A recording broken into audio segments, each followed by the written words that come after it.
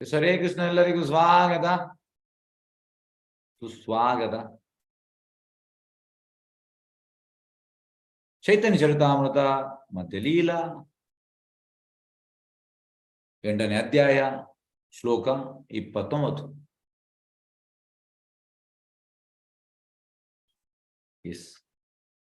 ಶುಷ್ಟಾಹಾನಾಧೂನೆ ಸೇ ಶಾತ ನೇತವಶೀಲಾ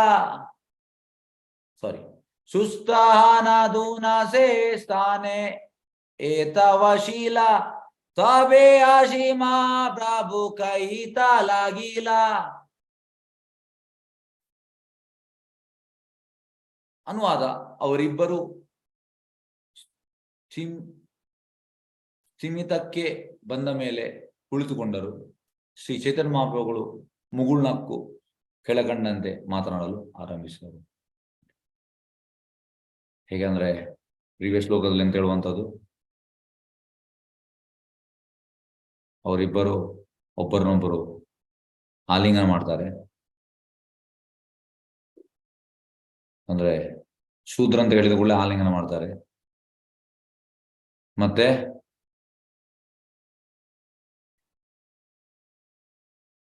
ಎಂತಾಗ್ತದೆ, ಅವರು ಟ್ರಾನ್ಸ್ಗೆ ಹೋಗ್ತಾರೆ. ಮತ್ತೆ ಟ್ರಾನ್ಸ್ಗೆ ಹೋಗುವಾಗ ಬ್ರಾಹ್ಮಣರೆಲ್ಲ ಎಂತಾಗ್ತದೆ, ಬ್ರಾಹ್ಮಣ ನೋಡಿ ಯಾಕೆ ಇವತ್ತ ತುಂಬಾ ಎಫಲ್ಜೆನ್ಸ್ ಉಂಟು, ಆದ್ರೆ ಈ ಶೂದ್ರನಿಗೆ ಆಲಿಂಗನ ಮಾಡಿ ಯಾಕೆ ಕೂಗ್ತಿದ್ದಾರೆ, ಈ ಭಾವನೆ ಬರ್ತದೆ. ಮತ್ತೆ ಚೈತನ್ಯ ಮಹಾಪ್ರಭು ಎಂತ ಮಾಡುವಂಥದ್ದು, ಚೈತನ್ಯ ಮಹಾಪ್ರಭು ಅವರೆಂತ ಎಕ್ಸ್ಟ್ರೆಸ್ಗೆ ಹೋಗಿದ್ದಾರೆ ಅದನ್ನು ಅವರು ರಿಸ್ಟ್ರೈನ್ ಮಾಡ್ತಾರೆ, ಅಂದ್ರೆ ವಾಪಸ್ ತೆಗಿತಾರೆ. ಈಗ ವಾಪಸ್ ಸೀಮಿತಕ್ಕೆ ಬರ್ತಾರೆ. ಈಗ ಅವರು ಮುಗುಳ್ನಕ್ಕು ಕೆಳಗಂಡಲ್ಲಿ ಮಾತನಾಡೋದು ಆರಂಭಿಸಿದರು. ಚೈತನ್ಯ ಮಹಾಪ್ರಭು ಶ್ಲೋಕ 30. ಸಾರ್ವಭೌಮ ಭಟ್ಟಾಚಾರ್ಯ ಕೈಲ ತೊಮರ ಗುಣೆ ತುಮಾರೆ ಮಿಲಿತೆ ಮೋರೆ ಕರಿಲಾಯತನೆ. ವಾದ: ಸಾರ್ವಭೌಮ ಭಟ್ಟಾಚಾರ್ಯರು ನಿಮ್ಮ ಸದ್ಗುಣಗಳನ್ನು ಕುರಿತು ಹೇಳಿದ್ದರು. ನಿಮ್ಮನ್ನು ಭೇಟಿ ಮಾಡುವಂತೆ ನನ್ನ ಮನ ಒಲಿಸಲು ಅವರು ಪ್ರಯತ್ನ ಮಾಡಿದರು. ಈಗ ನಿಮ್ಮಲ್ಲಿ ಪ್ರಶ್ನೆ, ಚೈತನ್ಯ ಮಹಾಪ್ರಭು ರಮಣರಾಯನನ್ನು ಭೇಟಿಯಾಗ್ಲಿಕ್ಕೆ ಯಾರಿಗೆ ಹೇಳುವಂಥದ್ದು? ಹ್ಯಾಂಡ್ ರೈಸ್ ಮಾಡಿ. ಚೈತನ್ಯ ಮಹಾಪ್ರಭು ಹತ್ರ ನೀವು ಹೋಗಿ ರಮಣರಾಯ ಹತ್ರ ಭೇಟಿಯಾಗಿ ಅಂತ ಯಾರು ಹೇಳುವಂಥದ್ದು? ಆಶಾ ಹೇಳಿ. ಸಾರ್ವಭೌಮ ಭಟ್ಟಾಚಾರ್ಯ. ಹರೇ ಕೃಷ್ಣ. ಸಾರ್ವಭೌಮ ಭಟ್ಟಾಚಾರ್ಯರು ಹೇಳುವಂಥದ್ದು, ರೆಫರೆನ್ಸ್ ಕೊಡುವಂಥದ್ದು ಸಾರ್ವಭೌಮ ಭಟ್ಟಾಚಾರ್ಯ. ಯಾರಿಗೆ? ಚೈತನ್ಯ ಮಹಾಪ್ರಭು. ಹಾಗಾಗಿ ಅದನ್ನಿಲ್ಲಿ ಹೇಳ್ತಾ ಇದ್ದಾರೆ. ಅಂದ್ರೆ ನಿಮ್ಮ ಸದ್ಗುಣಗಳನ್ನು ಕುರಿತು ಸಾರ್ವಭೌಮ ಭಟ್ಟಾಚಾರ್ಯರು ಹೇಳಿದ್ದಾರೆ. ನಿಮ್ಮನ್ನು ಭೇಟಿ ಮಾಡುವಂತೆ ನನ್ನ ಮನ ಒಲಿಸಲು ಅವರು ಮಹಾಪ್ರಯತ್ನ ಮಾಡಿದ್ದರು. ಇದು ಭಕ್ತನ ನೆಲೆ. ನಾವು ಚೈತನ್ಯ ಮಹಾಪ್ರಭುವಿನ ತಿಳಿಬೇಕಾದ ವಿಷಯ ಅಂತಂದ್ರೆ, ಯಾವಾಗ್ಲೂ ಕ್ರೆಡಿಟ್ ಯಾರಿಗೆ ಕೊಡುವಂಥದ್ದು? ಓಪನ್ ಅನ್ಮ್ಯೂಟ್ ಮಾಡ್ತಾ ಇದ್ದೇನೆ. ನಾವು ಭಕ್ತಿಯಲ್ಲಿ ಯಾರಿಗೆ ಕ್ರೆಡಿಟ್ ಕೊಡಬೇಕು? ಯಾರಿಗೆ ಕೊಡ್ಬೇಕು ಕ್ರೆಡಿಟ್? ನಾವು ಭಕ್ತಿಯಲ್ಲಿ ಬೇರೆ ಭಕ್ತರಿಗೆ ಕೊಡಬೇಕು. ಬೇರೆ ಭಕ್ತರಿಗೆ ಕೊಡ್ಬೇಕು. ಬೇರೆ ಯಾರಾದ್ರೂ ಹೇಳುವವರಿದ್ದೀರಾ? ಪಾಯಿಂಟ್. ಗುರುಗಳಿಗೆ ಕೊಡ್ಬೇಕು. Senior devotees. ಎಸ್. ಬೇರೆ ಪ್ಯೂರ್ ಡಿವೋಟೀಸ್. ಬೇರೆ ಹೊಸ ಡಿವೋಟೀಸ್ಗೆ ಕೊಡ್ಬೇಕು ಪ್ರಭುಜಿ, ಅವ್ರನ್ನ ಭಕ್ತಿ ಇದಕ್ಕೆ ತರಕ್ಕೆ ಅಂತ. ಹೊಸ ಡಿವೋಟೀಸ್ ಕೊಡ್ಬೇಕು. Okay. ವೈಷ್ಣವರಿಗೆ. Okay. S. Hare Krishna. ಧನ್ಯವಾದಗಳು ಎಲ್ಲರಿಗೂ. ಓಕೆ, ಈಗ ನಾವು ಇಲ್ಲಿ ತಿಳಿಯಬೇಕಾದ ಪಾಯಿಂಟ್ ಎಂತ ಅಂದ್ರೆ, ಚೈತನ್ಯ ಮಹಾಪ್ರಭು ರಮಾನಂದನ ಹೃದಯದಲ್ಲಿ ಕೂಡ ಇದ್ದಾರೆ. ಆಸ್ ಎ ಪರಮಾತ್ಮ ಅವರಿಗೆ ಗೊತ್ತುಂಟು. ಸರ್ವಮಠಾಚಾರ್ಯ ಹೃದಯದಲ್ಲಿ ಕೂಡ ಇದ್ದಾರೆ. ಗೋಪಿನಾಥ ಆಚಾರ್ಯ ಹೃದಯದಲ್ಲಿ ಕೂಡ ಇದ್ದಾರೆ.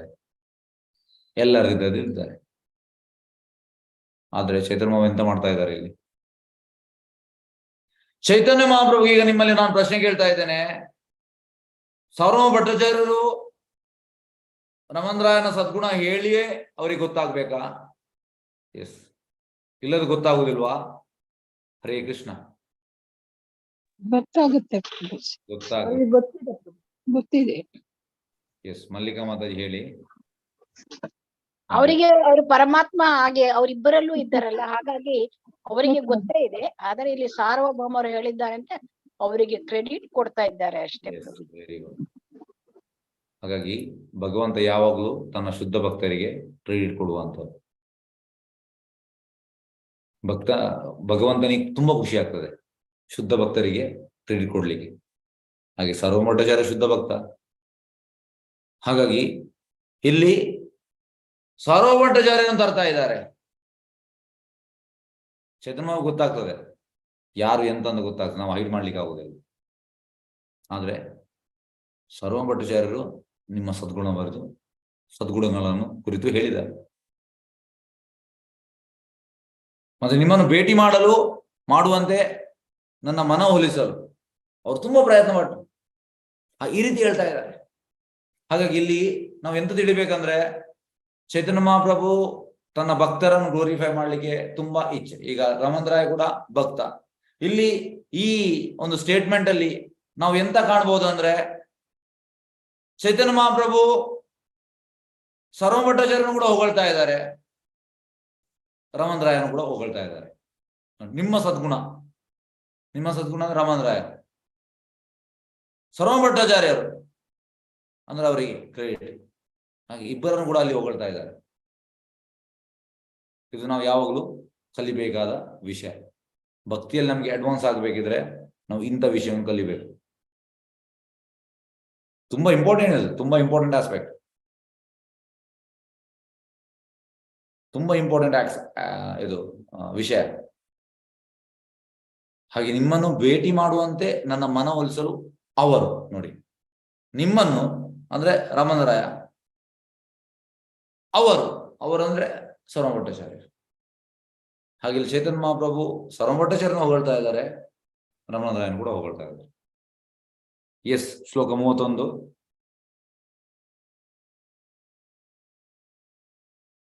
ತೋಮಾಮಿಲಿ ಬಾರೆ ಮೋರ ಏತ ಆಗಮನ ಭಲೋನ್ಯಾಸೆ ಪಾಯ್ಲೋನ್ ದರ್ಶನ.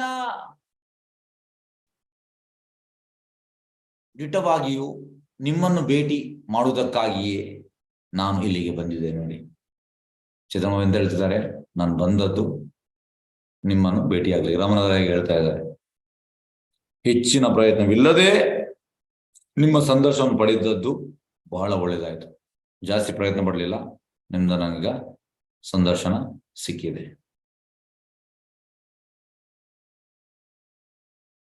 ಸಂದರ್ಶನ ಅಂದ್ರೆ ಇಂಟರ್ವ್ಯೂ. ನನ್ನದಕ್ಕೆ ಪ್ರಯತ್ನ ಪಡಲಿಲ್ಲ, ಸಿಕ್ಕಿದೆ. ಆಕ್ಚುಲಿ ನಾನು ಬಂದದ್ದು ನಿಮ್ಮನ್ನು ಭೇಟಿಯಾಗಲಿಕ್ಕೆ ಅಂತ. ಇದರ ಅರ್ಥ ಎಂತಂದ್ರೆ, ಭಗವಂತ ಬರುವಂತದ್ದು ತನ್ನ ಶುದ್ಧ ಭಕ್ತರಿಗೋಸ್ಕರ. ಈಗ ಸೌತ್ ಇಂಡಿಯಾ ಯಾತ್ರೆ ಮಾಡ್ತಾ ಇದ್ದಾರೆ, ಅದು ಬೇರೆ ವಿಷಯ. ತುಂಬಾ ಮಂದಿ ಡೆಲಿವರಿ ಮಾಡ್ಲಿಕ್ಕೆ ಮಾಡ್ತಾ ಇದ್ದಾರೆ, ಅದು ಬೇರೆ ವಿಷಯ. ಆದ್ರೆ ಇಲ್ಲಿ ಎಂತ ಹೇಳುವಂತದ್ದು, ನಾನು ಬಂದದೇ ನಂದು ಈಗ ದಕ್ಷಿಣ ಭಾರತ ಯಾತ್ರಾ, ದಿಟ್ಟವಾಗಿಯೂ ನಿಮ್ಮನ್ನು ಭೇಟಿ ಮಾಡುವುದಕ್ಕಾಗಿ ನಾನು ಇಲ್ಲಿ ಬಂದಿದ್ದೆ. ಎಸ್. ನೆಕ್ಸ್ಟ್ ಶ್ಲೋಕ 32. ರಾಯ ಕಹೆ ಸಾರ್ವಭೌಮ ಕರೆ ಭೃತ್ಯ ಜ್ಞಾನ ಪರೋಕ್ಷ ಮೋರ ಹಿತೆ ಆಯ ಸಾವಧಾನ. ಅನುವಾದ. ರಾಮಚಂದ್ರರಾಯರು ಉತ್ತರಿಸಿದರು, ಸಾರ್ವಭೌಮ ಭಟ್ಟಾಚಾರ್ಯರು ನನ್ನನ್ನು ತಮ್ಮ ಸೇವಕನೆಂದು ಭಾವಿಸುತ್ತಾರೆ. ನನ್ನ ಅನುಪಸ್ಥಿತಿಯಲ್ಲಿ ಕೂಡ ನನಗೆ ಹಿತವನ್ನು ಮಾಡಲು ಅವರು ಎಚ್ಚರ ವಹಿಸುತ್ತಾರೆ. ಎಸ್, ಯಾರು ಹೇಳ್ತೀರಿ ಈ ಪ್ಯಾರದಲ್ಲಿ ನಾವು ಎಂತ ತಿಳಿಬಹುದು? ಹ್ಯಾಂಡ್ ರೈಸ್ ಮಾಡಿ. ಈ ಪ್ಯಾರದಲ್ಲಿ ನಾವು ಎಂತ ತಿಳಿಬಹುದು? ಎಸ್, ಯಾರಿಗಾದ್ರು ಹೇಳ್ಬೋದಾ? ಎಸ್, ಹರಿಣಿ ಕಕ್ಕೇರಿ. ಇಲ್ಲಿ ರಾಮಾನಂದ ರಾಯರು ಕೂಡ ಸಾರ್ವಭೌಮ ಭಟ್ಟಾಚಾರ್ಯರಿಗೂ ಬಹಳ ಮರ್ಯಾದೆಯನ್ನ ಕೊಡ್ತಾನೆ. ತಮ್ಮ ಸೇವಕ, ನಾನು ತಮ್ಮ ಸೇವಕ ಎಂದು ಭಾವಿಸುತ್ತಾರೆ ಅಂತ ಹೇಳ್ತಾರೆ. ಓಕೆ, ಹರೇ ಕೃಷ್ಣ. ಎಸ್, ಆಶಾ ಎಸ್ ಹೇಳಿ. ಹರೇ ಕೃಷ್ಣ ಪ್ರಭುಜಿ. ಒಬ್ಬ ಭಕ್ತ ಇನ್ನೊಬ್ಬ ಭಕ್ತನ ಗ್ಲೋರಿಫೈ ಮಾಡ್ತಾ ಇರೋದು ಪ್ರಭುಜಿ. ಓಕೆ, ಎಸ್, ಬೇರೆಯವರು ಯಾರಾದ್ರು? ಹರೇ ಕೃಷ್ಣ ಇಲ್ಲ. ಓಕೆ, ಎಸ್, ಸ್ಟಾರ್ಟ್ ಮಾಡೋದು. ಇಲ್ಲಿ ನಾವು ಎಂತ ಇರಬೇಕಂದ್ರೆ ರಾಮದಾಯ ಉತ್ತರ ಕೊಡುವಂತದ್ದು ನೋಡಿ. ಇದಕ್ಕೆ ಹೇಳುವಂತದ್ದು ಹಂಬಲ್ನೆಸ್ 2 ಸೈಡಲ್ಲಿ ಬರಬೇಕು. ಒಂದು ಕೈಯಲ್ಲಿ ಚಪ್ಪಲೆ ಆಗುದಿಲ್ಲ. ನಾನು ಮೊನ್ನೆ ಒಂದು ಎಕ್ಸಾಂಪಲ್ ಹೇಳಿದ್ದೇನೆ. ಈಗ ಇನ್ನೊಂದು ಇದಕ್ಕೆ ರಿಲೇಟೆಡ್, ಅದಕ್ಕೆ ನಾನು ಎಕ್ಸಾಂಪಲ್ ಹೇಳ್ತೇನೆ ಇನ್ನೊಮ್ಮೆ. ಈಗ ನೀವು ಯಾರಾದ್ರೂ ಈಗ ನಿಮ್ಮ ಮನೆಗೆ ನನ್ನನ್ನು ಕರೀತೀರಿ ಕೀರ್ತನೆಗೆ. ಯಾರೇ ಇರಲಿ, ಈಗ 62 ಜನ ಇದ್ದೀರಿ. ಇದರಲ್ಲಿ ಯಾರಾದ್ರು 60 ಜನರಲ್ಲಿ ಯಾರಾದ್ರೂ ಒಬ್ಬ ನನ್ನನ್ನು 61 ಜನರಲ್ಲಿ ನನ್ನನ್ನು ಸೇರಿ 62 ಕೀರ್ತನೆಗೆ ಕರಿತೀರಿ ಮನೆಗೆ. ಹೆಚ್ಚಿನವರು ಇದರಲ್ಲಿ ಎಲ್ಲರೂ ಗೃಹಸ್ಥನವರು. ಕೀರ್ತನೆಗೆ ಕರಿತೀರಿ. ಕೀರ್ತನೆ ಕರೆಯುವುದಂದ್ರೆ ಜನರನ್ನ ಕರಿತೀರಿ. ಊಟದ ವ್ಯವಸ್ಥೆ ಉಂಟು, ತುಂಬಾ ಎಲ್ಲ ವ್ಯವಸ್ಥೆ ಉಂಟು. ಈಗ ಅದಕ್ಕೆ ನಿಮ್ಗೆ ಖರ್ಚು ಉಂಟು. ಈಗ ನಾನು ಖರ್ಚು ಮಾಡುವುದಿಲ್ಲ. ನಾನು ಬಂದು ನೀವು ಕೀರ್ತನೆ ಕರೆಯುವಂಥದ್ದು, ಮತ್ತೆ ಒಂದು ಅರ್ಧ ಗಂಟೆ ಕ್ಲಾಸ್. ಈಗ ನಾನು ನಿಮ್ಮ ಮನೆಗೆ ಬರ್ತೇನೆ, ನಿಮ್ಮನ್ನು ತೋರಿಸ್ತೇನೆ. ನಿಮ್ಮ ಮನೇಲಿ ಯಾರು? ಇವರೆಲ್ಲ ನನ್ನ ಅಸಿಸ್ಟೆಂಟ್. ಇದು ಸರಿಯಾ ತಪ್ಪು? ಎಸ್, ಹರೇ ಕೃಷ್ಣ. ಇದು ಸರಿಯಾ ತಪ್ಪು? ತಪ್ಪು ಪ್ರಭುಜಿ. ಇದು ತಪ್ಪು. Okay okay, next. ಈಗ ನೀವು ಎಂತಂದ್ರೆ ನಿಮ್ಮ ಸೈಡಿಂದ, ಈಗ ನನ್ನ ಸೈಡಿಂದ ಆಯ್ತು, ನಿಮ್ಮ ಸೈಡಿಂದ ನೀವು ಹೇಳ್ತೀರಿ ಎಲ್ಲ ವ್ಯವಸ್ಥೆ ನಾನು ಮಾಡಿದ್ದೆ, ಅವರೆಂತ ಬಂದ ಕ್ಲಾಸ್ ಕೀರ್ತನೆ ಕೊಡುವಂತ ದೊಡ್ಡ ವಿಷಯವ. ಎಲ್ಲ ಜನರನ್ನು ಕರೆದಿದ್ದೇನೆ, ಈಗ 10-25 ಸಾವಿರ ಖರ್ಚು ಮಾಡಿದ್ದೇನೆ, ಅವ್ರದ್ದೆಂತ? ಇದು ಸರಿಯಾ ತಪ್ಪು? ಓಕೆ, ಓಪನ್ ಅನ್ಮ್ಯೂಟ್ ಮಾಡ್ತಾ ಇದ್ದೇನೆ. ಸರಿ ಕೃಷ್ಣ, ಸರಿಯಾ? ಇದು ತಪ್ಪು. ಎರಡು ತಪ್ಪು. ನಾನು ಹಾಗೆ ಹೇಳ್ಬಾರ್ದು, ನೀವು ಹೀಗೆ ಹೇಳ್ಬಾರ್ದು. ಎರಡು ತಪ್ಪು. ಈಗ ಸರಿ ಅಂತ ನಾನು ಹೇಳ್ತೇನೆ. ಈಗ ನಾನು ಬ್ರಹ್ಮಚಾರಿ ಅಂದ್ರೆ ನನಗೆ ಪರ್ಸನಲ್ ಇನ್ಕಮ್ ಇಲ್ಲ, ನಾನು ಭಿಕಾರಿ. ನಾನು ಟೆಂಪಲ್ ಅಂತ ನನಗೆ ಊಟಕ್ಕೆ ವ್ಯವಸ್ಥೆ ಕೊಡುವಂಥದ್ದು, ಮಲಗಲಿಕ್ಕೆ ಜಾಗ, ಹಾಕ್ಲಿಕ್ಕೆ ಬಟ್ಟೆ, ಇದು ಬಿಟ್ರೆ ನನಗೇನು ಇನ್ಕಮ್ ಇಲ್ಲ. ಹಾಗೆ ಯಾಕೆ ಫ್ರಾಂಕ್ಲಿ ಸ್ಪೀಕಿಂಗ್ ನಾನು ಭಿಕಾರಿ, ಭಿಕ್ಷುಕ. ಹಾಗೆ ನಾನು ಎಂತ ಮೂಡಿ ಇರ್ಬೇಕಂದ್ರೆ ಅಲ್ಲಿ ಹೋದ ಕೂಡಲೇ ನಾನು ಅಡ್ಡ ಬೀಳ್ಬೇಕು ನಿಮ್ಗೆ. ಯಾಕೆಂದ್ರೆ ನೀವೆಲ್ಲ ವ್ಯವಸ್ಥೆ ಮಾಡಿದ್ದೀರಿ, ಹಣ ಖರ್ಚು ಮಾಡಿದ್ದೀರಿ, ಎಲ್ಲ ವ್ಯವಸ್ಥೆ. ಹಾಗಾಗಿ ನಾನು ಏನೂ ಅಲ್ಲ, ನಾನು ಒಬ್ಬ ಭಿಕ್ಷುಕ. ಹಾಗಾಗಿ ನಾನು ಕ್ಲಾಸ್ ಕೊಡೋದ್ರೆ ಕೂಡ ನಿಮ್ಗೆ ಕೂಡ ಕ್ಲಾಸ್ ಕೊಡ್ಬೋದು. ಆದ್ರೆ ನೀವು ನನಗೆ ಅವಕಾಶ ಕೊಟ್ಟಿದ್ದೀರಿ, ನಾನು ಇಲ್ಲಿ ಕೀರ್ತನ್ ಮತ್ತೆ ಕ್ಲಾಸ್ ಕೊಡ್ತಾ ಇದ್ದೇನೆ. ಈ ರೀತಿ ನಾನು ಇರ್ಬೇಕು.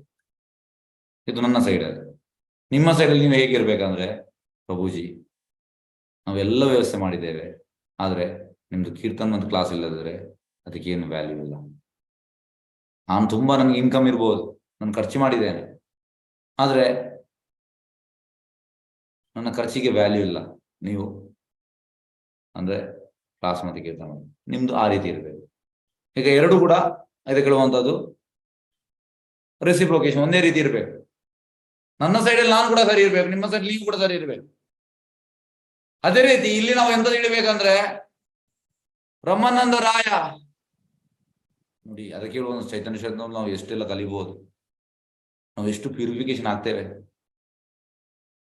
ಈಗ ನಾನು ನಿಮಗೆ ಒಂದು ಎಕ್ಸಾಂಪಲ್ ಹೇಳಿದ್ದು, ಇದಕ್ಕೆ ರಿಲೇಟ್ ಆಗ್ತದೆ, ಅದಕ್ಕೆ ಹೇಳುವಂಥದ್ದು.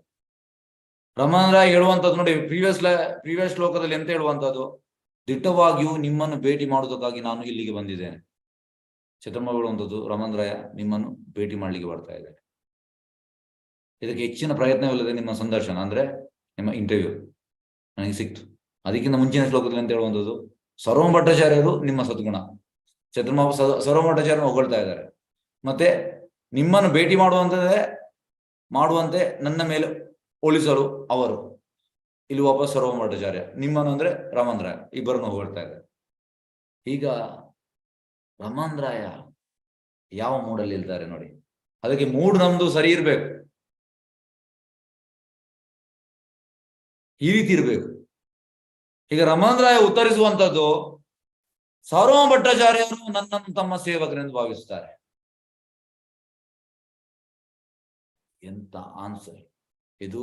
ಭಕ್ತಿಯಲ್ಲಿ ಅಡ್ವಾನ್ಸ್ ಆಗದೆ ಕೊಡ್ಲಿಕ್ಕೆ ಆಗುದಿಲ್ಲ. ಭಕ್ತಿಯಲ್ಲಿ ಅಡ್ವಾನ್ಸ್ ಆಗದೆ ಈ ರೀತಿ ಉತ್ತರ ಕೊಡ್ಲಿಕ್ಕೆ ಆಗುದಿಲ್ಲ.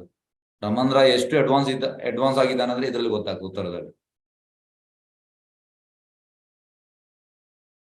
ಹಾಗಾಗಿ ನಾವು ಎಂತಂದ್ರೆ ಈ ಚೈತನ್ಯ ಶರಂತ ಕ್ಲಾಸ್ ಕೇಳಿ ಕೇಳಿ ಕೇಳಿ ನಮ್ಮ ಅಹಂ ಎಲ್ಲ ಖಂಡಿತ ಕಡಿಮೆ ಆಗ್ತದೆ, ಅಹಂಕಾರ.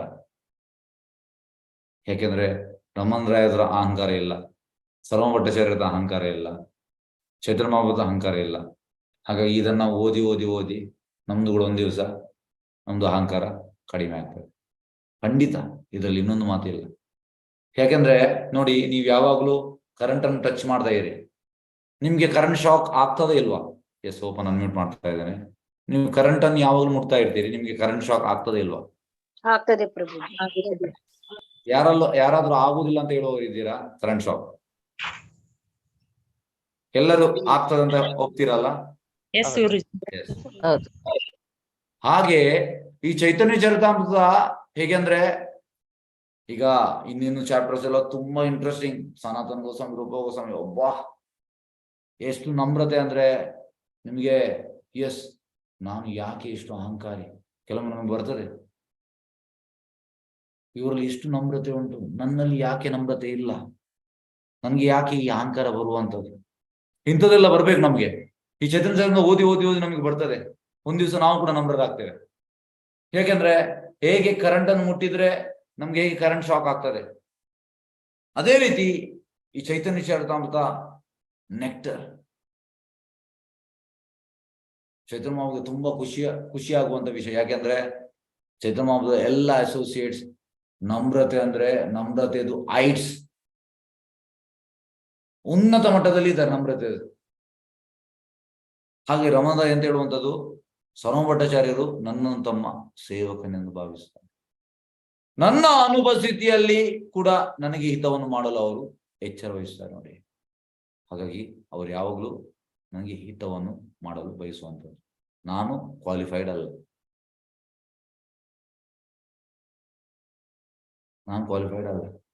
ಇದು ಭಕ್ತನ ಮೂಡ್. ಹಾಗೆ ನಾವು ಇಲ್ಲಿ ಎಂತ ಹೇಳ್ತಿದ್ದೇವೆ? ನಾವಾದ್ರೆ ಸರ್ವ ಭಟ್ಟಾಚಾರ್ಯರ ಅವರು ನನ್ನ ಅಂಡರ್ ಇರುವಂಥದ್ದು, ನಾವು ಇಮಿಡಿಯೇಟ್ ಆಗಿ ಹೇಳ್ತಿದ್ದೇವೆ. ಸರ್ವ ಭಟ್ಟಾಚಾರ್ಯ ನನ್ನ ಅಂಡರ್ ಇರುವ, ನಾನು ಹೇಳಿದಾಗೆ ಮಾಡುವಂಥದ್ದು. ಮತ್ತೆ ನಾನೇ ಅವರಿಗೆಲ್ಲ ಒಳ್ಳೇದೆಲ್ಲ ನಾನೇ ಮಾಡಿದ್ದು, ಅವರನ್ನೆಲ್ಲ ನಾನೆಂತ ನನ್ನಿಂದೆಲ್ಲ ಅವರಿಗೆ ಒಳ್ಳೇದಾದ. ಈ ರೀತಿ ನಾವು ಹೇಳ್ತೇವೆ ಇಲ್ವಾ? ಓಕೆ, ಓಪನ್ ಅನ್ಮ್ಯೂಟ್ ಮಾಡ್ತಾ ಇದ್ದೇನೆ. ನನಗೆ ವಯಸ್ ಬರ್ಸ ಉಲ್ಟೆ ಹೇಳಿದ್ರು. ರಮಣರಾಯ ಈ ರೀತಿ ಹೇಳಿದ್ರು, ನಾವು ಎಂತ ಹೇಳ್ತೇವೆ ಅಂತ. ಎಸ್, ಹೌದಲ್ವಾ? ಹರೇ ಕೃಷ್ಣ. ಓಪನ್ ಅನ್ಮ್ಯೂಟ್ ಮಾಡಿದ್ದೇನೆ. ಹೌದು, ನಾವು ಹಾಗೆ ಹೇಳುವುದಿಲ್ವಾ? ಹೌದಲ್ಲ? ಹೌದು, ಹೌದು, ಸರಿ ಮಾಡ್ಕೋಬೇಕು. ನಾವು ಉಲ್ಟೆ ಹೇಳ್ತೇವೆ. ನಾವು ಹೇಳುವಂಥದ್ದು ಸರ್ವ ಭಟ್ಟಾಚಾರ್ಯ ಅಂತ, ಅವ್ರು ನಾನು ಹೇಳಿದಾಗಿರುವಂಥದ್ದು. ಮತ್ತೆ ನಾನು ಅವರಿಗೆ ಎಷ್ಟು ಹೆಲ್ಪ್ ಮಾಡಿದ್ದೇನೆ, ನನ್ನಿಂದೆಲ್ಲ ಆದದ್ದು. ಈ ರೀತಿ ಹೇಳ್ತೇವೆ, ಉಲ್ಟಾ, ಕಂಪ್ಲೀಟ್ ಉಲ್ಟಾ. ಶುದ್ಧ ಭಕ್ತ ಯಾವ ರೀತಿ ಹೇಳ್ತಾರೆ, ನಾವು ಯಾವ ರೀತಿ ಹೇಳ್ತೇವೆ, ಅಜಗಜಾಂತರ ವ್ಯತ್ಯಾಸ ಉಂಟು. ಹಾಗೆ ಈ ಚೈತನ್ಯ ಚರಿತಾಮೃತ ಓದಿ ಓದಿ ಓದಿ ನಮ್ಗೆ ಕೂಡ ಎಂತ ಆಗ್ತದೆ, ಕೇಳಿ ಕೇಳಿ ಕೇಳಿ ಕೇಳಿ ಎಸ್, ನಾವು ಕೂಡ ಈ ಪ್ಲಾಟ್ಫಾರ್ಮ್ ಬರ್ತೇವೆ. ಅದಕ್ಕೆ ನಾವು ಚೈತನ್ಯ ಚರಿತಾಮೃತ ಯಾವಾಗಲೂ ಕೇಳ್ತಾ ಇರ್ಬೇಕು. ಹೇಳಿದ್ರೆ ಗ್ಯಾರಂಟಿ ಒಂದ್ ದಿವಸ ನಾವಂತೂ ನಮ್ರರಾಗುವಂಥದ್ದು ಗ್ಯಾರಂಟಿ. ನಮ್ರತೆಯಲ್ಲಿ ಚೈತನ್ಯ ಮಹಾಪ್ರಭುದು ಹಾರ್ಟ್ ಮೆಲ್ಟ್ ಆಗ್ತದೆ. ಹಾಗೆ ನಮ್ಗೆ ಅನುಗ್ರಹ ಸಿಗ್ತದೆ, ನಮ್ಗೆ ಅವರ ಅಸೋಸಿಯೇಷನ್ ಅಲ್ಲಿ ಭಾಗಿಯಾಗಲಿಕ್ಕೆ ಆಗ್ತದೆ. ನಮ್ರತೆ ಇಲ್ಲದೆ ಆಗುವುದಿಲ್ಲ, ಇದು ಮಾತ್ರ ಗ್ಯಾರಂಟಿ. ಪ್ರಭುಪಾದ ಹೇಳುವಂತದ್ದು meek and humbleness should be like a ಕಂಟಿ ಮಾಲ. It should be always with devotee. ಯಾವಾಗ ಇರ್ಬೇಕಂತೆ? ಯಾಕೆಂದ್ರೆ ನಮ್ರತೆಯಿಂದ ನಮ್ಗೆ ಎಸ್ ಮೆಲ್ಟ್ ಆಗ್ತದೆ ಇಮಿಡಿಯೇಟ್. ಓಕೆ, ನೆಕ್ಸ್ಟ್ ಶ್ಲೋಕಕ್ಕೆ ಹೋಗುವ. ಶ್ಲೋಕ 33. ತಾಂದ್ರ ಕೃಪಯ ಪಾಯ್ನು ತೋಮರಾಧ ಶಾನ ಆಜಿ ಸಬಲ ಇಲ್ಲ ಮೋರ ಮನುಷ್ಯ ಜನಾಮ. ಅವರ ಕೃಪೆಯಿಂದ ನನಗೆ ಇಲ್ಲಿ ನಿಮ್ಮ ಸಂದರ್ಶನ ಭಾಗ್ಯ ಲಭಿಸಿತು. ತತ್ಪರಿಣಾಮವಾಗಿ ನನ್ನ ಮನುಷ್ಯ ಜನ್ಮವು ಸಫಲವಾಗಿದೆ ಎಂದು ನಾನು ಭಾವಿಸುತ್ತೇನೆ ಅಂತ ಹೇಳ್ತಾರೆ ರಮಣ್ ರಾಯ. ಅವರ ಕೃಪೆಯಿಂದ ಕ್ರೀಡ್ ಸರ್ವಮಠಾಚಾರ್ಯ ಕೊಡ್ತಾ ಇದ್ದಾರೆ.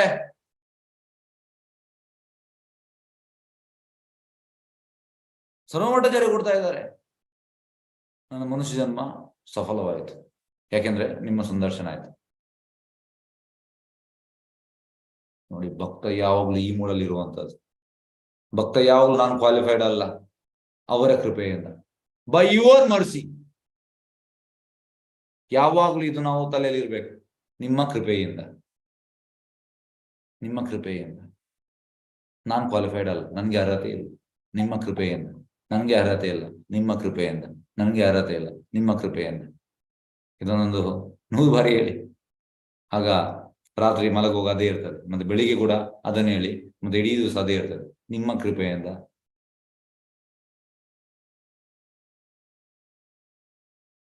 ನಿಮ್ಮ ಕೃಪೆಯಿಂದ. ಎಸ್, ಹಾಗೆ ಇಲ್ಲಿ ಅವರ ಕೃಪೆಯಿಂದ ಯಾರು ಹೇಳುವಂಥದ್ದು ಅಂದ್ರೆ ನಿಮ್ಮ ಸಂದರ್ಶನ ಭಾಗ್ಯ ನನಗೆ ಲಭಿಸಿತು. ಇದರಿಂದ ಇದು ನನ್ನ ಮನುಷ್ಯ ಜನ್ಮ ಸಫಲವಾಯಿತು, ಸಫಲವಾಯಿತು. ಮನುಷ್ಯ ಜನ್ಮ ಪಾಯ ರಾಧಾ ಕೃಷ್ಣನ ಭಜಿಯ ಜಾಣಿಯ ಶುನಿಯ ವಿಷ ಕಾಯಿನು, ಜಾಣಿಯ ಶುನಿಯ ವಿಷ ಕಾಯಿನು, ಹರಿಹರಿ ವಿಫಲೆ ಜನ್ಮ ಗೋವಾಯ್ನು. ನರಸಿಂಹದಾಸ ಹೇಳುವಂಥದ್ದು, ನನ್ನ ಜನ್ಮವನ್ನು ನಾನು ವೇಸ್ಟ್ ಮಾಡಿದೆ. ವಿಫಲೆ ಜನ್ಮ ಗೋವಾಯ್ನು, ಮನುಷ್ಯ ಜನ್ಮ ಸಿಕ್ಕಿದೆ, ರಾಧಾಕೃಷ್ಣ ಭಜನೆ ಮಾಡ್ತಾ ಇಲ್ಲ. ಹಾಗೆ ಇಲ್ಲಿ ರಮಣ್ ರಾಯ್ ಹೇಳುವಂಥದ್ದು, ಸರ್ವಮಠಾಚಾರ್ಯರ ಕೃಪೆಯಿಂದ ನಮ್ಗೆ ನಿಮ್ಮ ಸಂದರ್ಶನ ಆಯ್ತು. ಇದರಿಂದ ಎಂತಾಯ್ತು? ನನ್ನ ಮನುಷ್ಯ ಜನ್ಮ ಸಫಲವಾಯಿತು. ಮನುಷ್ಯ ಜನ್ಮ ಸಫಲವಾಗುವುದು ಯಾವಾಗ ಅಂದ್ರೆ ರಾಧಾಕೃಷ್ಣ ಪಾಯ್ಯ. ಜಾಣಿಯ ಶುನಿಯ ವಿಷ ಕಾಯನು, ಅವರನ್ನು ಪಡೆಯದಿದ್ರೆ ನಾವು ವಿಷ ಕುಡಿದಾಗೆ.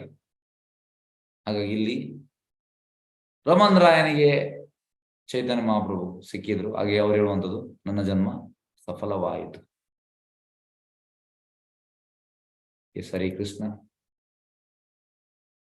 ಎಸ್, ನಾಡಿದ್ದು ಸಂಡೇ ಇದೆ ಈ ಭಜನ್ ಹರಿ ಹರಿ ವಿಫಲೆ ಜನ್ಮ ಗೋವಾಯಿನು, ಅದರ ಬಗ್ಗೆ ಕ್ಲಾಸ್ ನಾಳೆ ಎಲ್ಲ ನಾಡ್ದು ಮಧ್ಯಾಹ್ನ ಸಂಡೇ ಫೀಸ್ಟ್ಗೆ. ಎಸ್, ಹರಿ ಕೃಷ್ಣ. ನೆಕ್ಸ್ಟ್ ಶ್ಲೋಕ 34.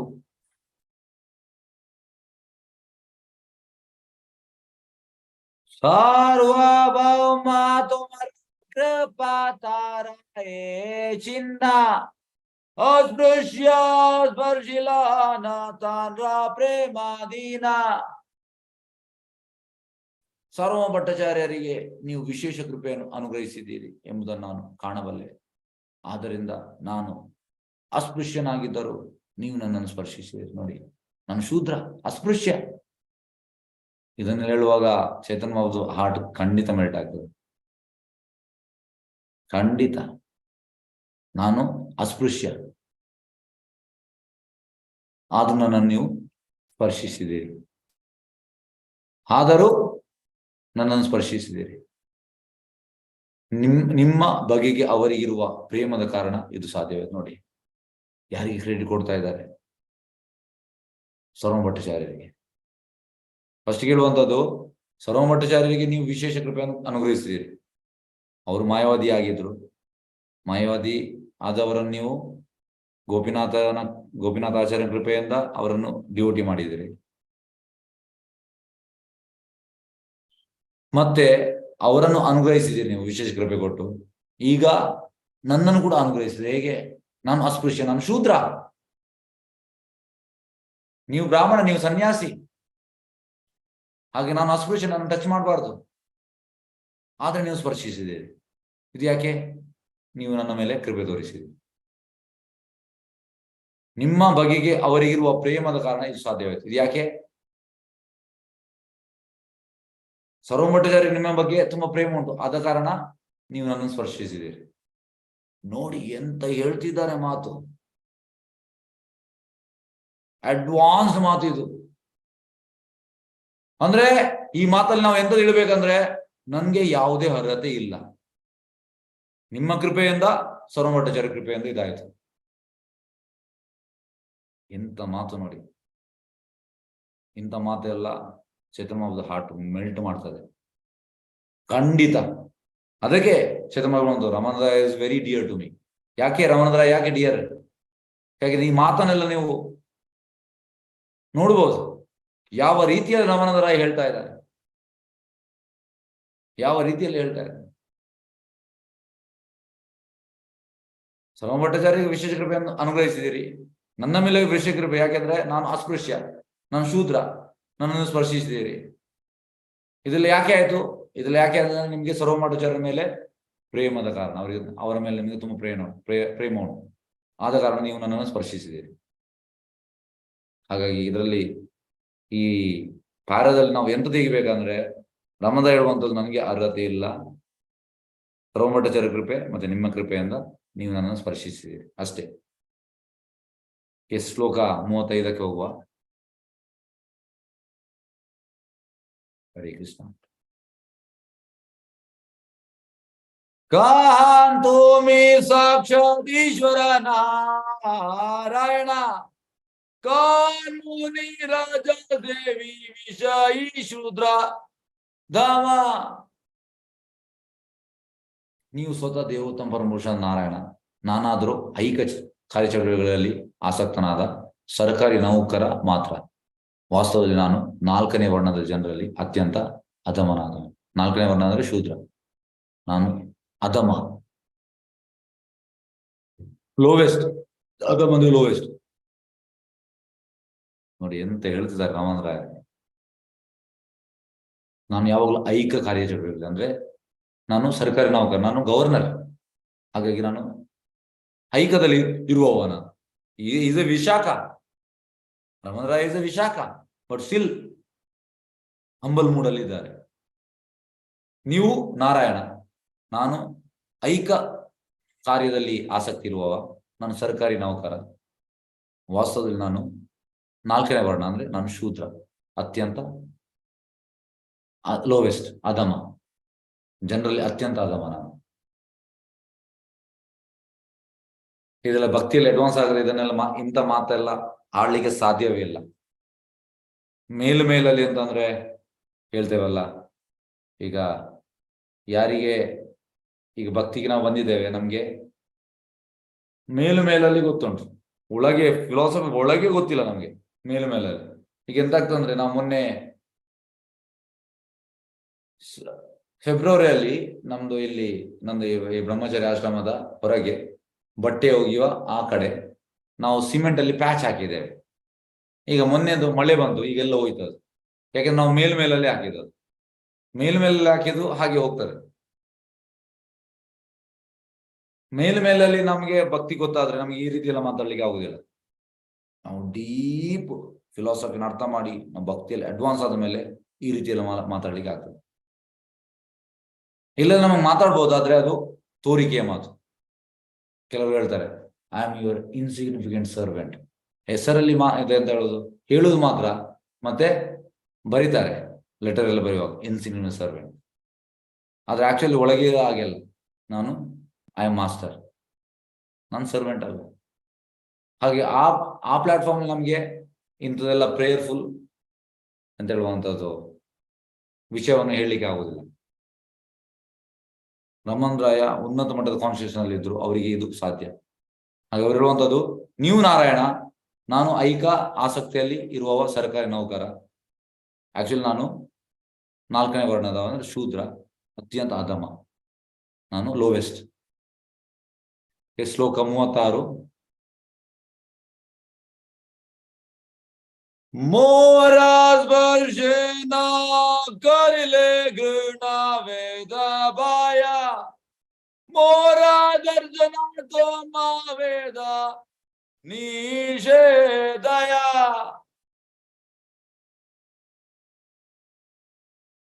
ಮೋರಾಸ್ಪರ್ಶೇನ ಕರಿಲೆ ಗೃಣ ವೇದ ಬಾಯ, ಮೋರಾದರ್ಶನ ತೋಮ ವೇದೆ ನಿಷೇಧ್ಯ. ಮೋರಾದರ್ಶನ ಕರಿಲೆ ಗೃಣ ವೇದ ಬಾಯ, ಮೋರಾದರ್ಶನ ತೋಮ ವೇದ ನಿಷೇಧ್ಯ. ಅನುವಾದ: ಶೂದ್ರರೊಡನೆ ಸಹವಾಸ ಮಾಡಬಾರದು ಎಂಬ ವೈದಿಕ ವಿಧಿಗಳ ಭಯ ನಿಮಗೆ ಇಲ್ಲ. ವೇದಗಳಲ್ಲಿ ಶೂದ್ರರ ಸಹವಾಸವನ್ನು ನಿಷೇಧಿಸಿದರು, ನೀವು ನನ್ನ ಸ್ಪರ್ಶವನ್ನು ತುಚ್ಛೀಕರಿಸಲಿಲ್ಲ. ಎಸ್, ಅಂದ್ರೆ ವೇದದಲ್ಲಿ ಉಂಟು ಎಂತ, ಶೂದ್ರರ ಸಹವಾಸ ಮಾಡಬಾರದು, ನೀವು ನನ್ನ ಸಹವಾಸ ಮಾಡಿದ್ದೀರಿ, ನಿಮಗೆ ಭಯ ಇಲ್ಲ ಅಂತ ನನಗೆ ಎಂಬ ವೈದಿಕ ವಿಧಿಗಳ ಭಯ ನಿಮಗೆ ಇಲ್ಲ. ವೇದಗಳು ಶೂದ್ರ ಸಹವಾಸವನ್ನು ನಿಷೇಧಿಸಿದರು, ನೀವು ನನ್ನ ಸ್ಪರ್ಶವನ್ನು ತುಚ್ಛೀಕರಿಸಿಲ್ಲ, ನೀವು ನನ್ನ ಸ್ಪರ್ಶ ಮಾಡಿದ್ದೀರಿ. ಆಕ್ಚುಲಿ ನನ್ನನ್ನು ನೀವು ಸ್ಪರ್ಶ ಮಾಡುವ ಹಾಗೆ ಇಲ್ಲ, ಆದ್ರೂ ನೀವು ಮಾಡಿದ್ದೀರಿ. ಎಸ್, ಈಗ ನಾವು ಭಾವಾರ್ಥ ತಗೊಂಡ್ವಾ? ಭಗವದ್ಗೀತೆ 9.32 ಪ್ರಭು ಹೀಗೆ ಹೇಳಿದ್ದಾನೆ: ಮಾಮಿ ಪಾರ್ಥ ವ್ಯಪಾಶ್ರಿತ್ಯ ಏ ಅಪಿ ಶೂಯ ಪಾಪಯೋನಯ ಸ್ತ್ರೀಯೋ ವೈಶ್ಯ ತಥಾ ಶೂದ್ರ ತೇ ಅಪಿ ಯಾಂತಿ ಪರಾಮಗತಿ.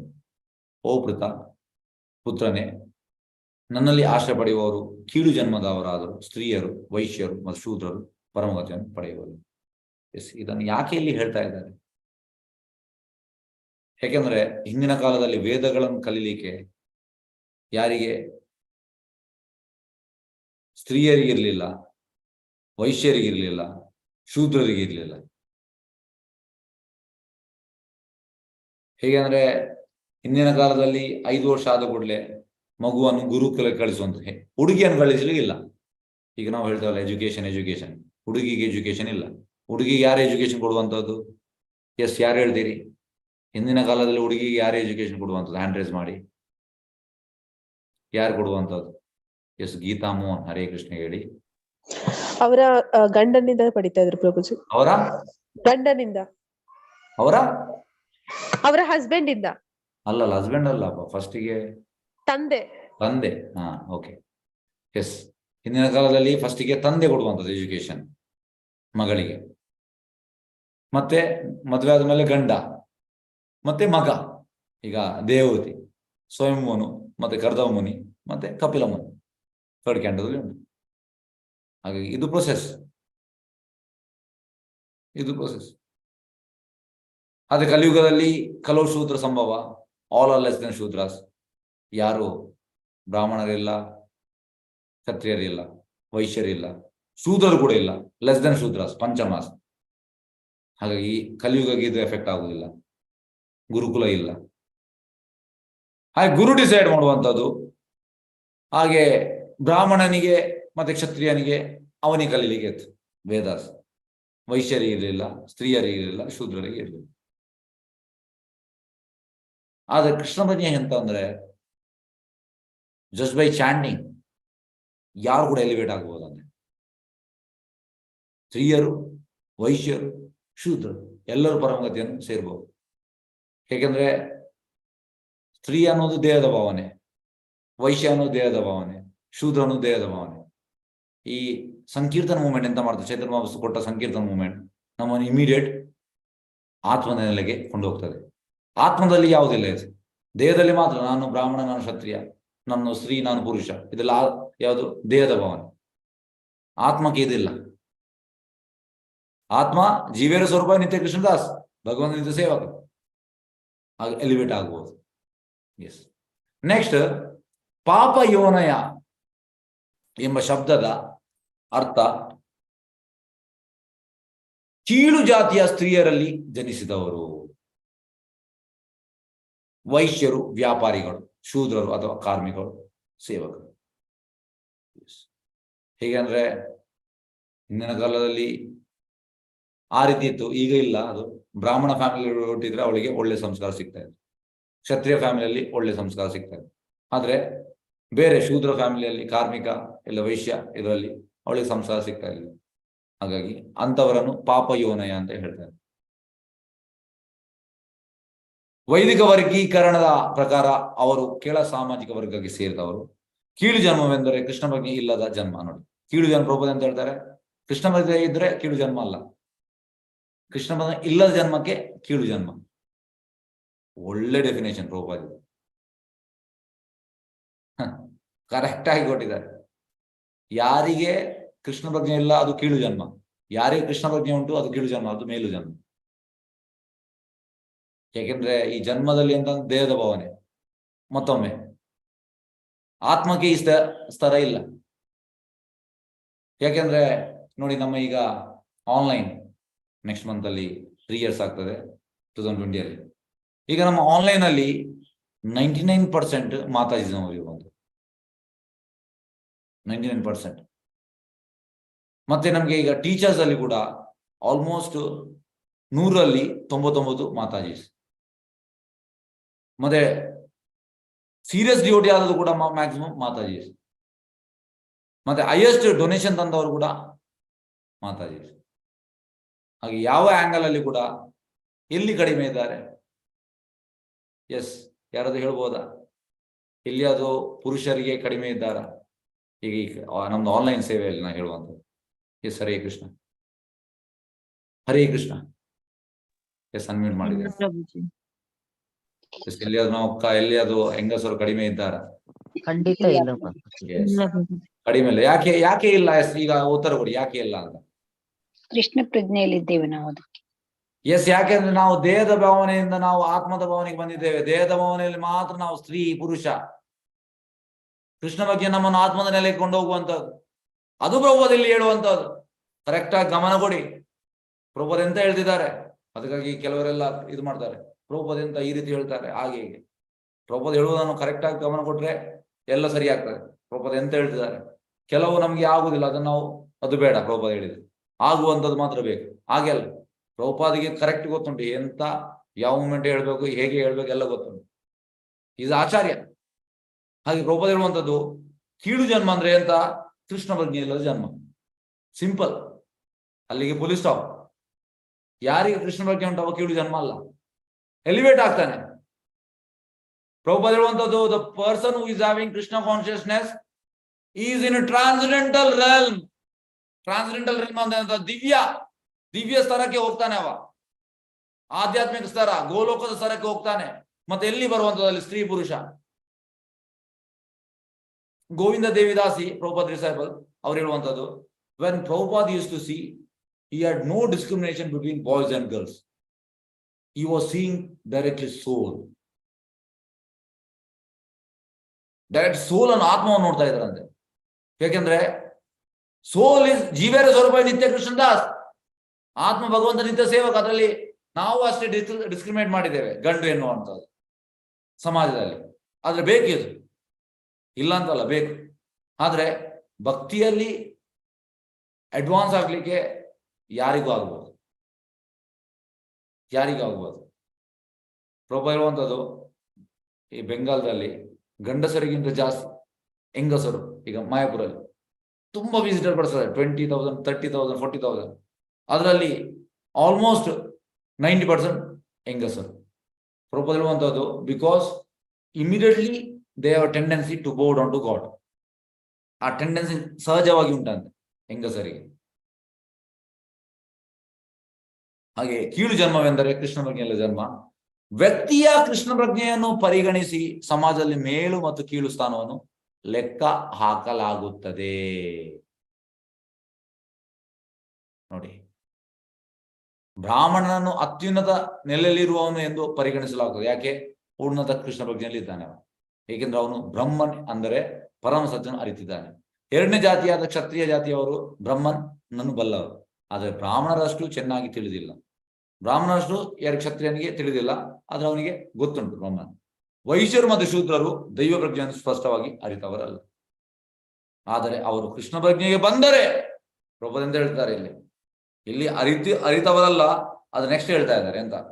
ಆದರೆ ಅವರು ಕೃಷ್ಣ ಪ್ರಜ್ಞೆಗೆ ಬಂದರೆ ಕೃಷ್ಣ ಮತ್ತು ಗುರುಗಳ ಕೃಪೆಯಿಂದ ಕೀಳು ಜನ್ಮದಲ್ಲಿ ಪಾಪ ಯೋನ ಉಳಿಯುವುದಿಲ್ಲ.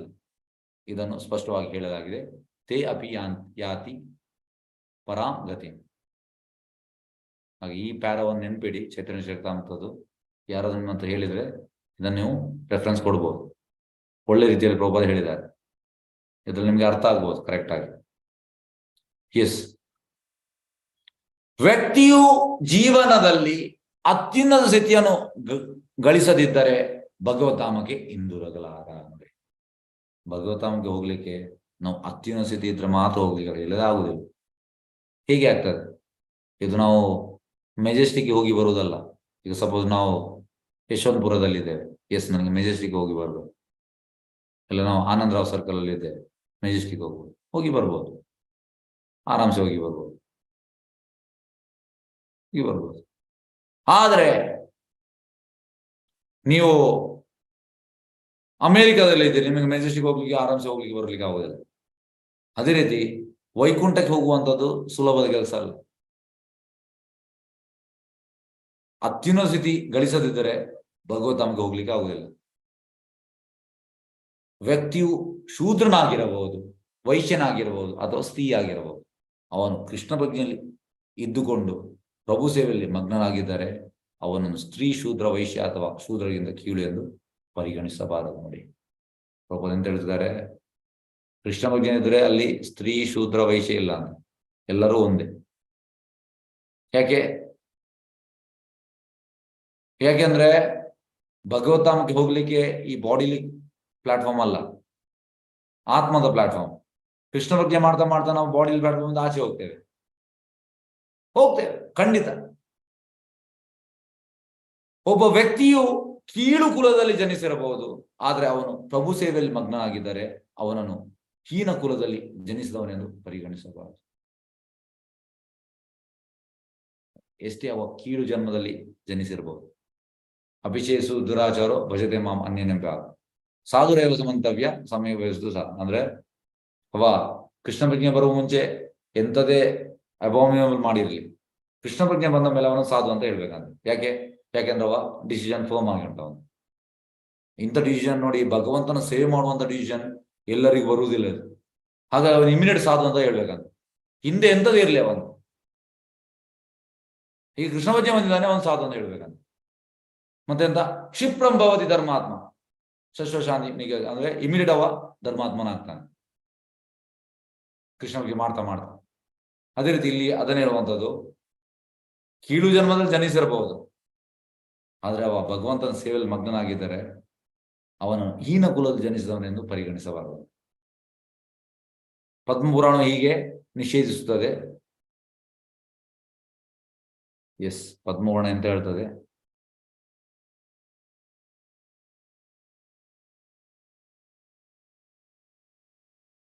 ಒಂದು ನಿಮಿಷ. ಎಸ್, ವೀಕ್ಷತೆ ಜಾತಿ ಸಮಾನ್ಯಾತ್ ಸ ಯಾತಿ ನರಕಂ ಧ್ರುವಂ. ಪ್ರಭುವಿನ ಭಕ್ತನನ್ನು ಜಾತಿಯ ದೃಷ್ಟಿಯಿಂದ ಪರಿಗಣಿಸುವವನು ಕೂಡಲೇ ನರಕಕ್ಕೆ ಹೋಗ್ತಾನೆ. ಹೇಗೆಂದ್ರೆ ವೈಷ್ಣವೇದ ನೀವು ಬಂದು ನೀವು ಯಾವ ಜಾತಿ, ಅದು ಇಮಿಡಿಯೇಟ್ ನರಕಕ್ಕೆ ಹೋಗ್ತಾನೆ. ಹಾಗೆ ವೈಷ್ಣವನ್ನು ಯಾವ ಜಾತಿ ಅಂತ ಕೇಳಬಾರ್ದು. ಯಾರು ಭಗವಂತನ ಸೇವೆಯಲ್ಲಿದ್ದಾನೆ ಅವನನ್ನು ನೀವು ಈ ಜಾತಿಯ ಹೇಳಲಿಕ್ಕೆ ಕೂಡಲೇ ನರಕಕ್ಕೆ ಹೋಗ್ತಾನೆ. ಯಾಕೆಂದ್ರೆ ವೈಷ್ಣವ್ ಇಸ್ ಗ್ರೇಟರ್ ದನ್ ಬ್ರಾಹ್ಮಣ, ಉನ್ನತ ಮಟ್ಟದ ಪ್ಲಾಟ್ಫಾರ್ಮ್. ಹಾಗೆ ಅಲ್ಲಿ ಬಂದು ವೈಷ್ಣವ ಜಾತಿ ಬುದ್ಧಿ ಮಾಡಬಾರ್ದು ನಾವು. ನೀವು ಯಾವ ಜಾತಿ, ನೀವು ಈ ವೈಷ್ಣವ, ನೀವು ಅಮೆರಿಕನ್ ವೈಷ್ಣವ, ನೀವು ಇಂಗ್ಲೆಂಡ್ ವೈಷ್ಣವ, ನೀವು ಪಾಕಿಸ್ತಾನದ ವೈಷ್ಣವ, ನೀವು ಇಲ್ಲಿ ಇಂಡಿಯಾದ ಯಾವುದು ನೀವು ಇಲ್ಲ, ಹಾಗೆ ಹೇಳಲಿಕ್ಕಿಲ್ಲ. ನರಕ ಅಂತೆ ನಮಗೆ ಇಮಿಡಿಯೇಟ್. ಶ್ರೀರಾಮಚಂದ್ರ ರಾಯರು ಶೂದ್ರ ಕುಟುಂಬದಲ್ಲಿ ಜನ್ಮ ತಳೆದವರಾದರೂ ಅವರನ್ನು ಶೂದ್ರ ಎಂದು ಪರಿಗಣಿಸಲಾಗುವುದು. ನೋಡಿ, ಶೂದ್ರ ಫ್ಯಾಮಿಲಿ ಹುಟ್ಟಿದ್ದಾರೆ, ಆದ್ರೆ ಅವ್ರ ನಮ್ರತೆ, ನಾನು ಶೂದ್ರ, ನನ್ಗೆ ಯಾವುದೇ ಅರ್ಹತೆ ಇಲ್ಲ, ಅದವ್ರ ನಮ್ರತೆ, ಆದ್ರೆ ಅವರನ್ನು ನಾವು ಶೂದ್ರ ಅಂತ ಹೇಳ್ಬೋದು. Is a Vishakha, is a Vishakha, is a close associate of Krishna and Radha. ಹಾಗೆ ನಾವು ಯಾವ ರೀತಿಯಲ್ಲಿ ಹೇಳಿಕ್ಕೆ ಆಗ್ತದೆ ಅವರು ಶೂದ್ರ ಅಂತ? ಇಲ್ಲ. ಏಕೆಂದ್ರೆ ಅವರು ಪ್ರಗತಿ ಸಾಧಿಸಿದ ಮಹಾಭಕ್ತರಾಗಿದ್ದರು, ಮಹಾನ್ ಭಕ್ತರವರು. ವಾಸ್ತವದಲ್ಲಿ ಅವರು ದಿವ್ಯ ನೆಲೆಯಲ್ಲಿದ್ದರು, ಉನ್ನತ ಮಟ್ಟದ ಟ್ರಾನ್ಸ್ಜೆಂಡಲ್ ಪ್ಲಾಟ್ಫಾರ್ಮ್ ಅಲ್ಲಿ ಇದ್ರು ಅವರು. ಆದ್ರೆ ಶ್ರೀ ಚೈತನ್ಯ ಮಹಾಪ್ರಭುಗಳು ಅವರನ್ನು ಆಲಂಗಿಸಿದ್ರು. ಯಾಕೆ ಆಲಂಘನ ಮಾಡ್ತಾರೆ? ಇಲ್ಲದ್ರೆ ಹಗ್ ಮಾಡುವಂಥದ್ದು ಯಾಕೆ? ಯಾಕೆಂದ್ರೆ ಟ್ರಾನ್ಸ್ಜೆಂಡಲ್ ಪ್ಲಾಟ್ಫಾರ್ಮ್ ಅಲ್ಲಿ ಇದ್ದ ಕಾರಣ ಚೈತನ್ಯ ಅವರನ್ನು ಹಗ್ ಮಾಡಿದ್ರು. ದಿವ್ಯ, ಯಾಕೆಂದ್ರೆ ಅಲ್ಲಿ ನೋಡಿ, ನೀವು ಅಲ್ಲಿ ತಿಳಿಬಹುದು, ಅವರನ್ನು ಪಲ್ಲಕ್ಕಿ ಹೇಳ್ತಾ ಇರ್ತಾರೆ, ಯಾಕಂದ್ರೆ ಈಸ್ ಎ ಗವರ್ನರ್, ಎಲ್ಲ ಬ್ರಾಹ್ಮಣರು ಇರ್ತಾರೆ. ಚೈತನ್ಯ ಆ ಬ್ರಾಹ್ಮಣರನ್ನು ಹಗ್ ಮಾಡಿದ್ರ? ಎಸ್, ಯಾರು ಹೇಳ್ಬೋದಾ? ಅಲ್ಲಿ ತುಂಬಾ ಮಂದಿ ಬ್ರಾಹ್ಮಣರು ಇದ್ರು. ಯಾರಾದ್ರೂ ಬ್ರಾಹ್ಮಣರನ್ನು ಚೈತನ್ಯ ಹಗ್ ಮಾಡಿದ್ರ? ಹರೇ ಕೃಷ್ಣ. ಇಲ್ಲ ಇಲ್ಲ ಇಲ್ಲ ಮಾಡ್ಲಿಲ್ಲ. ಯಾರು ಇಲ್ಲ ಇಲ್ಲ. ಹಾಗಾಗಿ ಬ್ರಾಹ್ಮಣರನ್ನ ಹಗ್ ಮಾಡ್ಲಿಲ್ಲ ಚೈತನ್ಯ ಮಹಾಪ್ರಭು. ಆದ್ರೆ ರಮಣರಾಯ ಶೂದ್ರ, ಅದು ಕೂಡ ಹಗ್ ಮಾಡಿದ್ರು. ಇದ್ರಿಂದ ಎಂತ ತಿಳಿಬೇಕು? ಯಾಕೆಂದ್ರೆ ಉನ್ನತ ಮಟ್ಟದ ಸ್ತರದಲ್ಲಿ ಇದ್ರೆ ಮಾತ್ರ ಹಗ್ ಮಾಡ್ತಾರೆ ಚೈತನ್ಯ ಮಹಾಪ್ರಭು. ಅವ ಬ್ರಾಹ್ಮಣ ಇರ್ಲಿ, ಶೂದ್ರ ಇರ್ಲಿ, ಯಾವುದೇ ಇರ್ಲಿ, ಅದು ಅವರಿಗೆ ಬೇಕಂತ ಇಲ್ಲ. ಕ್ವಾಲಿಫಿಕೇಶನ್ ಅಂತಂದ್ರೆ ಉನ್ನತ ಮಟ್ಟದ ಸ್ತರದಲ್ಲಿ ಇರ್ಬೇಕು. ಏಕೆಂದ್ರೆ ಶ್ರೀ ಚೈತನ್ಯ ಅವರನ್ನು ಆಲಂಗಿಸಲು ದಿವ್ಯ ದೈನ್ಯದಿಂದಾಗಿ ಶ್ರೀರಾಮರಾಯರು ತಮ್ಮನ್ನು ಶೂದ್ರಎಂದು ಪರಿಚಯಿಸಿಕೊಂಡರು. ಇದವರ ನಮ್ರತೆ. ರಾಜಸೇವಿ ವಿಷಯಿ ಶೂದ್ರಧಾಮ. ವ್ಯಕ್ತಿಯು ಸರ್ಕಾರಿ ಸೇವೆಯಲ್ಲಿ ನಿರತನಾಗಿದ್ದರು ಅಥವಾ ಬೇರೆ ಯಾವುದೇ ರೂಪಾಯಿ ಹಣಕಾಸಿನ ವ್ಯವಹಾರದಲ್ಲಿ ಮಗ್ನನಾಗಿದ್ದರು, ಸಂಕ್ಷಿಪ್ತವಾಗಿ ಐಕ್ಯವಾದಿ ಜೀವನ ನಡೆಸಿದ್ದರು, ಅವನು ಕೃಷ್ಣ ಬಗ್ಗೆಯನ್ನು ಸ್ವೀಕರಿಸಿ ಅಷ್ಟೇ ಸಾಕು. ಈಗ ಆಕ್ಚುಲಿ ಪ್ರಭು ಹೇಳುವಂಥದ್ದು, ಒಮ್ಮೆ ವೃಂದಾವನದಲ್ಲಿ ಎಂತ ಆಗ್ತದೆ ಅಂದ್ರೆ, ಈ ವಾಸ್ ಎ ಗೋಸ್ವಾಮಿ ಫ್ಯಾಮಿಲಿ ಹುಟ್ಟಿದವ, ಈ ವಾಸ್ ಎ ಕ್ಲರ್ಕ್, ಒಂದು ಕಡೆ ಕ್ಲರ್ಕ್ ಕೆಲಸ ಮಾಡ್ತಾ ಇದ್ರು. ಜನರೆಲ್ಲ ಹೋಗಿ ಅವನಿಗೆ ಅಡ್ಡ ಬೀಳ್ತಾ ಇದ್ರು. ಪ್ರಭು ಹೇಳಿದ್ರು, ಈ only born in Goswami family, actually is a clerk, is a shudra. Prabhu ಹೇಳಿದ್ರು. ಆದ್ರೆ ಅದೇ ಪ್ರಭುಪಾದ್ ಈಗ ರಮಣ್ ರಾಯ ಸರ್ಕಾರಿ ಕೆಲಸದಲ್ಲಿ ಇದು ಕೆಲಸ ಮಾಡ್ತಾ ಇದ್ದಾರೆ, ಇಸ್ ಆಸ್ ಗವರ್ನರ್. ಆದ್ರೆ ಅವರಿಗೆ ಹಾಗೆ ಆ ರೀತಿ ಹೇಳ್ತಾ ಇಲ್ಲ. ಯಾಕೆ? ಎಸ್, ಯಾರು ಹೇಳ್ತೀರಿ? ಹ್ಯಾಂಡ್ ರೈಸ್ ಮಾಡಿ, ಯಾರು ಗೊತ್ತಿದೆ. ಸೇಮ್ ಪ್ರಭು ವೃಂದಾವನದಲ್ಲಿ ಒಬ್ಬ ಗೋಸ್ವಾಮಿ ಫ್ಯಾಮಿಲಿ ಹುಟ್ಟಿದವ, ಕ್ಲರ್ಕ್ ಆಗಿ ಕೆಲಸ ಮಾಡ್ತಾ ಇದ್ದಾನೆ. ಹಾಗೆ ಹೋಗಿ ಜನರವನಿಗೆ ಅಡ್ಡ ಬೀಳ್ತಾರೆ. ಪ್ರಭುದಲ್ಲಿ ಈಸ್ ಎ ಶೂದ್ರ. ಅದೇ ಇಲ್ಲಿ ಶೂದ್ರ ಫ್ಯಾಮಿಲಿ ಹುಟ್ಟಿದವ, ಶೂದ್ರ ಫ್ಯಾಮಿಲಿ ಹುಟ್ಟಿದಾನೆ ಯಾರು? ನಮ್ಮ ರಮಣ್ ರಾಯ. ಪ್ರಭುಪಾದ್ ಎಂತ ಹೇಳ್ತಾರೆ ನೋಡಿ, ವ್ಯಕ್ತಿಯು ಸರ್ಕಾರಿ ಸೇವೆಯಲ್ಲಿ ನಿರತನಾಗಿದ್ದರು ಅಥವಾ ಬೇರೆ ಯಾವುದೇ ರೂಪಾಯಿ ಹಣಕಾಸಿನ ವ್ಯವಹಾರದಲ್ಲಿ ಮಗ್ನನಾಗಿದ್ದರು, ಸಂಕ್ಷಿಪ್ತವಾಗಿ ಐಕ್ಯವಾದಿ ಜೀವನ ನಡೆಸಿದ್ದರು, ಅವನು ಕೃಷ್ಣ ಪ್ರಜ್ಞೆಯನ್ನು ಸ್ವೀಕರಿಸಿದ್ರೆ ಅಷ್ಟೇ ಸಾಕು. ಎಸ್, ಯಾರು ಹೇಳ್ತೀರಿ? ಮಲ್ಲಿಕಾ ಮಾತಾಜಿ. ಎಸ್, ಹರೇ ಕೃಷ್ಣ. ಯಾಕೆ? ಹರೇ ಕೃಷ್ಣ ಪ್ರಭುಜಿ. ಅವರು ಇಲ್ಲಿ ರಮಾನಂದ ರಾಯರು ಹುಟ್ಟಿನಿಂದ ಶೂದ್ರರಾಗಿದ್ದರು ಕೂಡ ಕೃಷ್ಣ ಪ್ರಜ್ಞೆಯಲ್ಲಿ ಉನ್ನತ ಒಂದು ಮಟ್ಟದಲ್ಲಿ ಇದ್ದಿದ್ರು. ಆದ್ರಿಂದ ಅವರನ್ನು ಶೂದ್ರ ಅಂತ ಪರಿಗಣಿಸಬಹುದಿಲ್ಲ, ವೈಷ್ಣವರಾಗಿದ್ರು.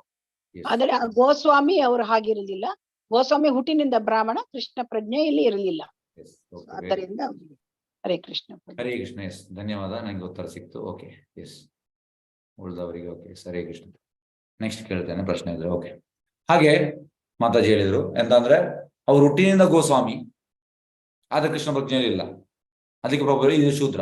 ಆದ್ರೆ ರಮಣ್ ರಾಯ್ ಹುಟ್ಟಿನಿಂದ ಶೂದ್ರ, ಆದ್ರೆ ಉನ್ನತ ಮಟ್ಟ ಕೃಷ್ಣ ಪ್ರಜ್ಞೆಯಲ್ಲಿ ಇದ್ದಾರೆ. ಹಾಗಾಗಿ ಇಲ್ಲಿ ಇಂಪಾರ್ಟೆಂಟ್ ಅಂತಂದ್ರೆ ಕೃಷ್ಣ ಪ್ರಜ್ಞೆ. ನಮ್ಮ ಜನ್ಮ ಇಂಪಾರ್ಟೆಂಟ್ ಅಲ್ಲ, ಜನ್ಮ ಇಂಪಾರ್ಟೆಂಟ್ ಅಲ್ಲ. ಮತ್ತೆ ಮತ್ತೆ ಹೇಳ್ತಾ ಇದ್ದಾರೆ, ಇಲ್ಲಿ ಇಂಪಾರ್ಟೆಂಟ್ ಅಂತಂದ್ರೆ ಕೃಷ್ಣ ಪ್ರಜ್ಞೆ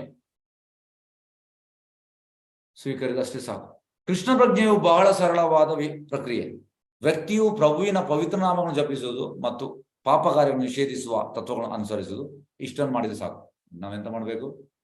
ಜಪವನ್ನು ಮಾಡ್ತಾ ಇರ್ಬೇಕಂತೆ, ಮತ್ತೆ ಯಾವುದೇ ಪಾಪ ಕಾರ್ಯ ಮಾಡಬಾರ್ದು. ಇದನ್ನು ನಾವು ಮಾಡಿದ್ರೆ ನಾವು ಇಮಿಡಿಯೇಟ್ ಆಗಿ ಅಡ್ವಾನ್ಸ್ ಆಗ್ತೇವೆ.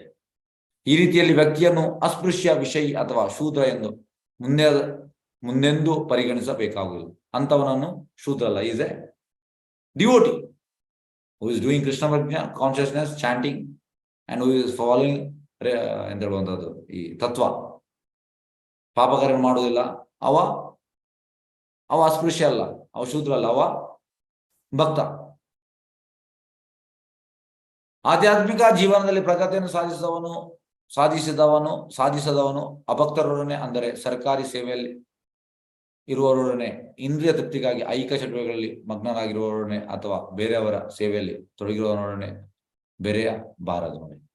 ಹಾಗೆ ನಾವು ಭೌತಿಕವಾದಿಗಳೊಟ್ಟಿಗೆ ನಾವು ಮಿಕ್ಸ್ ಆಗಬಾರ್ದಂತೆ. ಅಂತ ಜನರನ್ನು ವಿಷಯಿ ಎಂದು ಪರಿಗಣಿಸಲಾಗುತ್ತದೆ. ಶ್ರೀ ಚೈತನ್ಯ ಚಂದ್ರೋದಯ ನಾಟಕದಲ್ಲಿ 8.23 ಹೀಗೆ ಹೇಳಿದೆ: ನಿಷ್ಕಿಂಚನಸ್ಯ ಭಗವದ್ ಭಜನೋಮುಖಸ್ಯ ಪಾರಂಪರಂ ಜಿಗಮಿಶೋರ್ ಭವ ಸಾಗರಸ್ಯ ಸಂದರ್ಶನಂ ವಿಷಯೀನಾಂ ಅತ ಯೋಷಿತಾಂಶ ಹಾ ಹಂತ ಹಂತ ವಿಷ ಭಕ್ಷಣತೋ ಅಪಿ ಅಸಾಧು. ಅಜ್ಞಾನ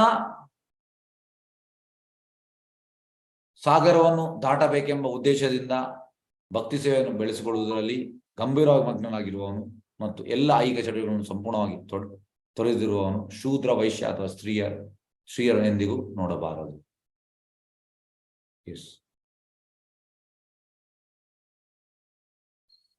ಯಾರು ಭಕ್ತಿ ಸೇವೆಯಲ್ಲಿ ಸೀರಿಯಸ್ ಆಗಿದ್ದಾನೆ, ಭಕ್ತಿ ಸೇವೆಯಲ್ಲಿ, ಅವನಿಗೆ ಈ ಅಂಧಕಾರವನ್ನು ದಾಟಬೇಕಿದ್ರೆ ಅವೆಂತ ಈ ಭೌತಿಕ ಇದನ್ನು ಕಂಪ್ಲೀಟ್ ರಿಜೆಕ್ಟ್ ಮಾಡ್ಬೇಕಂತೆ. ಮತ್ತೆ ಯಾರನ್ನು ಕೂಡ ಶೂದ್ರ, ವೈಶ್ಯ ಆ ರೀತಿಯಲ್ಲಿ ನೋಡ್ಲಿಕ್ಕಿಲ್ಲ. ಯಾಕಂದ್ರೆ ಎಲ್ಲರೂ ಭಗವಂತನ ಸೇವಕರು. ಆ ರೀತಿ ನಾವು ನೋಡ್ಬೇಕು. ಹರೇ ಕೃಷ್ಣ. ಎಸ್, ಹರೇ ಕೃಷ್ಣ ಪ್ರಶ್ನೆಯಲ್ಲಿ ಕೇಳಬಹುದು. ಎಸ್, ಹರೇ ಕೃಷ್ಣ. ದಯವಿಟ್ಟು ಕ್ಷಮಿಸಿ, ಸ್ವಲ್ಪ ಲೇಟ್ ಆಯ್ತು ಇವತ್ತು.